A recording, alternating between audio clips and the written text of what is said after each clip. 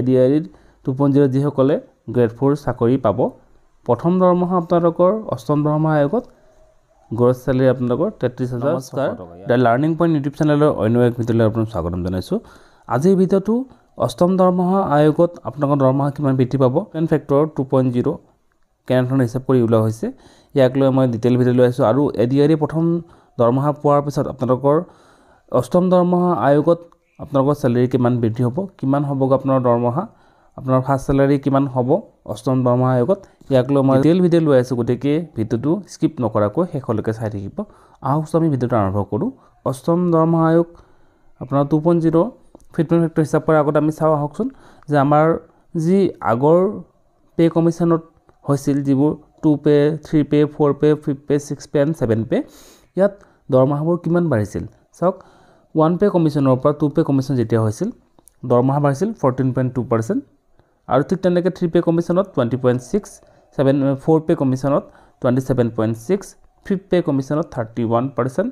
আৰু 6 পে কমিশ্যনত সৰ্বাধিক 54% দৰমহা বাঢ়িছিল অৰ্থাৎ লাষ্ট দৰমহাৰ 54% বাঢ়িছিল আৰু 7 পে কমিশ্যনত চাওক এগেইন 14.3 আৰু এই প্ৰথমলৈ ওপৰলৈ ঘূৰি গ'ল 14.2 যিটো 2 পে কমিশ্যনত আহিছিল তালৈ ঘূৰি গ'ল সেইফালে চাবলৈ গ'লে এটা ট্ৰেণ্ড ফ'ল' কৰিছে চাওক যে আপোনাৰ কৰ্মাম্বয়ে কমৰ পৰা বাঢ়ি আহিছিল আৰু 6 পে কমিশ্যনত 54% বঢ়াৰ পিছত আকৌ পুনৰ কমি গ'ল আৰু ওপৰলৈ গুচি গ'ল চাওক এতিয়া চৰকাৰে নিশ্চয় ইয়াৰ পিছৰ কেইবাটো ফ'ল' কৰিবই প্ৰায় 20% আৰু 20% নিদিলে আপোনাৰ দৰমহা বেছি বৃদ্ধি নহয় তাতকৈ কম দিব নোৱাৰে ইমান আৰু তাতকৈ বেছি ইমান দিব নোৱাৰে যে আৰু এতিয়াৰ চৰকাৰেতো ইমান বেছি নিদিয়ে যে আপোনাৰ বেছি দৰমহা গতিকে মোটামুটি আনুমানিক 20% এটা বঢ়াৰ সম্ভাৱনা আছে আৰু 20% বাঢ়িলে আপোনাৰ ফিটমেণ্ট ফেক্টৰ কিমান হ'ব চাওক আমি হিচাপ কৰোঁ ইয়াৰ আগতে চাওক আপোনালোকৰ বৰ্তমান দিয়ে চলি আছে 53% আৰু তিনিটা দিয়ে পাব আছে তিনিটা দিয়ে জানুৱাৰী 25 জুলাই 25 আৰু জানুৱাৰী 26 তিনিটা দিয়ে বাঢ়িব তিনিটা দিয়ে বঢ়াৰ পিছত আপোনাৰ দিয়ে হ'বগৈ প্ৰায় 62% আহকচোন আমি ফিটমেণ্ট ফেক্টৰৰ হিচাপ কৰোঁ চাওক বেছিক আপোনাৰ 100% তাৰ ওপৰত দিয়ে বৰ্তমান 62% হ'বগৈ আপোনাৰ জানুৱাৰী 26ত আপোনাৰ দুটা মিলি 162% আৰু 162%ৰ ওপৰত আমি যদি 20% যদি যিটো ইনক্ৰিমেণ্ট লগাওঁ যিটো আপোনাৰ 8 পে 8 CPC 20% ধৰিছিলোঁ এই 20% ধৰিলে আপোনাৰ হ'বগৈ 162% ইফালে আগৰ থাকিব নতুনকৈ আপোনাৰ 32% বাঢ়িব দৰমহা আৰু দ্বিতীয় যুগলে চাওক 194.4% অৰ্থাৎ ফিটমেণ্ট ফেক্টৰ যদি আমি ওলাব যাওঁ পাৰ্চেণ্টেজটো নোহোৱা কৰিলে হ'বগৈ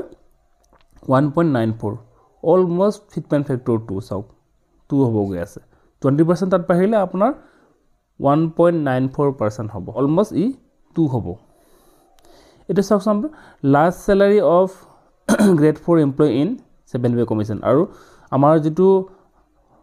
সবতকৈ কম দৰমহা আৰু সেই গ্ৰেড 4ৰ লাষ্ট দৰমহা কিমান হ'ব গৈছে 7 পে কমিশ্যনৰ শেষলৈকে যিটো 62% আছিল 62% দিয়ে লৈ চাওক বেছিক আপোনাৰ 12,000 আৰু 3,900 15,900 ইয়াতে আপোনাৰ চাওক কিছুমানে ক'ব পাৰে যে জুলাই মাহৰ এটা ইনক্ৰিমেণ্ট আছে জুলাই মাহত 25ত এইটো চাওক আপোনাৰ যিখিনি এডিআৰই চাকৰি পাব আৰু সেইখিনি আপোনাৰ মাৰ্চৰ 7 তাৰিখে ৰিজাল্ট দিব আৰু মাৰ্চৰ 7 তাৰিখে ৰিজাল্ট দিয়াৰ পিছত এপ্ৰিল মে ফালে গুচি যাব আপোনালোকৰ এপইণ্টমেণ্ট আৰু সেইফালে যদি ইলেকশ্যন যদি হৈ যায় আৰু পিছুৱাই যাব পাৰে তেনে ক্ষেত্ৰত জুলাই মাহৰ ইনক্ৰিমেণ্টটো আপোনালোকে নাপাবই মে মাহত হ'লেই নাপায় কাৰণ আপোনাৰ 3 মাহ চাকৰি কৰিবই লাগিব মে জুন হ'ল অৰ্থাৎ জুলাই হোৱাৰ আগে আপুনি 3 মাহ চাকৰি কমপ্লিট কৰিব লাগিব 3 মাহ চাকৰি কমপ্লিট কৰিলেহে আপুনি ইনক্ৰিমেণ্ট লাভ কৰিব অন্যথা আপুনি 2 মাহ চাকৰি কৰিলে ইনক্ৰিমেণ্ট নাপায় আপুনি যে মেত এপইণ্টমেণ্ট পায় তেতিয়া নাপায় আৰু আপুনি এপ্ৰিলত পাব লাগিব আৰু এপ্ৰিলতো ইলেকশ্যন হৈ থাকিব কোনো কাৰণে এপইণ্টমেণ্ট নিদিয়ে এতিয়া আপোনালোকৰ হয়তো অৰেল লৈ থ'ব পাৰে অৰেল লোৱাৰ পিছত ৰিজাল্টৰ কাৰণে বাট চাব লাগিব নতুবা ৰিজাল্ট আহিলেও কিন্তু এপইণ্টমেণ্টটো এটলিষ্ট নিদিয়ে কিন্তু এতিয়া চাওক এতিয়া আমি ঘূৰি যাওঁ হওক চাবলৈ যে আপোনাৰ চাওক বেছিক আপোনাৰ 15,900 টকা দিয়ে আপোনাৰ 62% হ'ব 26 জানুৱাৰীলৈকে 9,858 টকা এই চাৰে একদম সৰ্বনিম্ন ইয়াতকৈ তলত নাই 7% ধৰিছোঁ মই 1113 টকা আৰু মেডিকেল 600 টকা গ্ৰছ চেলাৰী আপোনাৰ হ'ব চাওক গ্ৰছ চেলাৰী চাওক বেসিক ডিএ এইচআৰএ এমএ একেটা আছে আৰু এক্সট্ৰা এইবিলাক এডিশনাল এইবিলাক ইমান কিবা নাই হেতু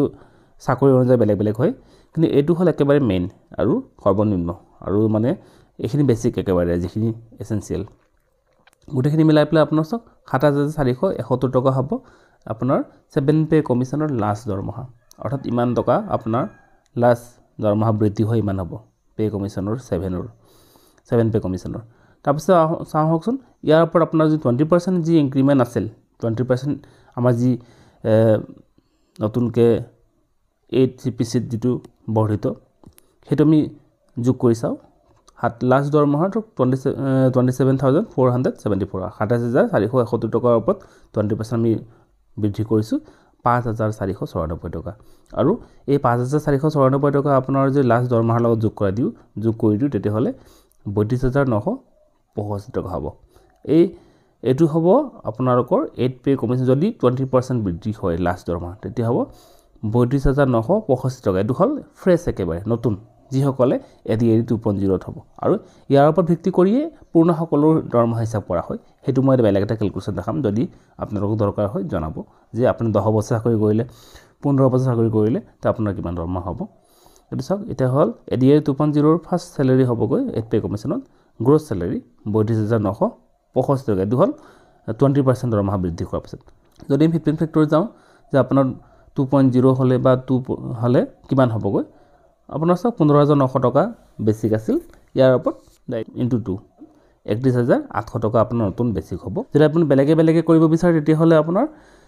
আপুনি স্কেলৰ লগত বেলেগে 2 পূৰণ কৰিব আৰু গ্ৰেড পে লগত বেলেগে 2 পূৰণ কৰিব হেতু লাভ মই সব স্ক্ৰিনত দেখাই দিছো কিমান হৈছে